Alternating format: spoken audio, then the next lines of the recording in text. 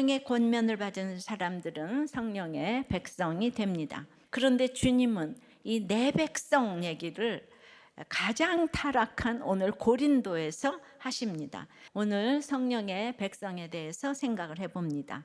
첫째로 주 안에서 보고 싶은 지체입니다. 바울이 아덴에서부터 기다리던 실라와 디모데가 드디어 고린도에 도착을 합니다. 고린도에 오기 전에 아덴에 왔는데 같이 가자 그러지 않고 실라는 빌립보로 보내고 데살로니가는 이제 디모데를 다시 파송해가지고 소식을 알고자 했어요.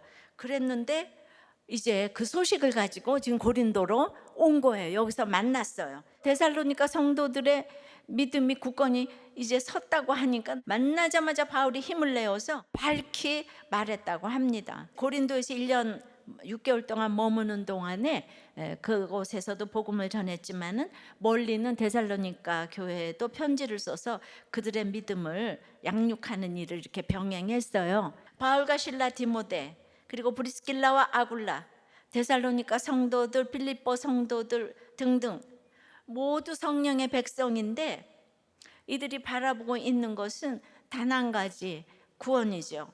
함께 구원을 바라볼 공동체가 있으면 성령의 백성이고 보고 싶은 지체가 되는 줄 믿습니다. 성령의 백성은 두 번째, 말씀에 붙잡히게 해줍니다. 실라와 디모데의 격려로 바울이 하나님의 말씀에 붙잡혀 예수는 그리스도라 이제 밝히 증언할 수 있었어요. 말씀에 붙잡히는 것은 억누름을 당하고 두려움을 동반하는 것이네요.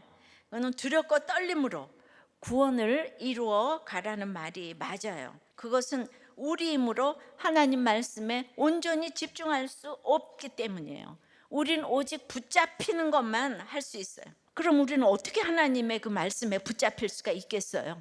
말씀의 구조 안에 있어야죠. 한결같이 하나님의 말씀이 선포되고 그 말씀을 듣고 순종할 수밖에 없는 그런 구조로 움직이고 살아가는 이 공동체 안에 거해야 합니다. 들어가서 그 구조 속에 있어서 계속 붙잡혀서 남들이 나를 붙잡아 줘야 되는 거예요. 내가 붙잡을 수가 없는 거예요.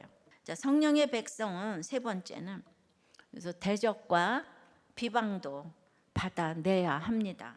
고린도의 바울 설교를 듣는 사람들이 하나님께로 이제 돌아온다는 소문이 사단들한테 들렸어요. 그래서 막 대적과 비방을 이제 하는 거죠. 구원의 역사가 일어나는 곳에서는 아주 이제 비방하고 대적하는 일들이 비일비재합니다. 하나님의 말씀에 붙잡히니까 바울이 담대해졌어요. 그래가지고 막 심판을 외치는 거예요. 하나님은 사랑도 하지만 심판도 하잖아요.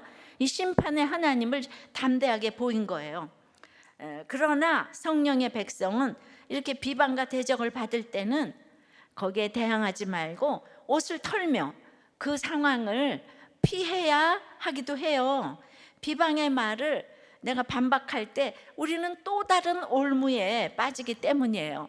이제 바울은 사역의 장소를 회당으로부터 디도 유스도의 집으로 옮깁니다. 디도는 로마식 이름인데 로마 시민권자고 로마 명문가 사람임을 알 수 있어요. 말씀을 거부하는 유대인에게서 이방인에게로 다시 유대인에게로 가는 거예요.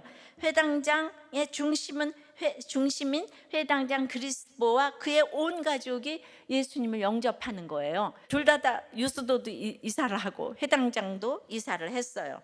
말씀을 거스르는 무리에서 탈퇴해서 말씀에 순종하는 성령의 백성으로 들어옵니다. 유대인이 너무 핍박해줘서 이방인으로 갔다가 다시 유대인으로 돌아와야 된다는 게 우리가 믿음의 순서라는 거죠. 이렇게 인생이 해석된 유스도의 집에서 그 로마의 명문가 유스도의 집에서 고린도 교회가 시작되는 것입니다. 성령의 백성 네 번째는 그래도 하나님이 함께 하십니다. 디모데와 실라를 만나고 유스도를 만나고 그리스도를 만나고 또 수많은 고린도 사람들이 듣고 세례를 받았어요. 그런데도 바울에게 알 수 없는 두려움이 이제 휘감고 있었어요. 하지만 밤중에 하나님께서는 약하고 두려워하고 심히 떠는 바울을 환상 가운데 나타나서 위로하십니다. 하나님이 함께 하신다고 하면서 더 나아가 이 성중에 내 백성이 많음이니라. 이곳에 하나님의 백성, 하나님의 교회가 있다는 거예요. 아덴에서는 교회가 안 세워졌어요. 죄 많은 곳에 의대가 많아요. 이성 중에 내 백성이 많다고 합니다.